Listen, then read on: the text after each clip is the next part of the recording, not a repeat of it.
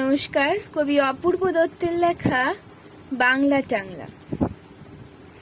অ্যানুয়ালের result হাতে বাড়ি ফিরল ছেলে। মা বলল, কোন পেপারে কত নাম্বার পেলে? হিস্ট্রিতে মম 84, ম্যাথসে 90। মা বলল, fantastic, just like a hero. সায়েন্সে dad not so fair, only 69, ইংলিশে জাস্ট 92, ওয়ার্ল্ড টুগেদার ফাইন। জিওগ্রাফির পেপারে তো 100 ডুবিয়ে দিল বেঙ্গলিটাই, ভেরি পুয়ার গ্রেড।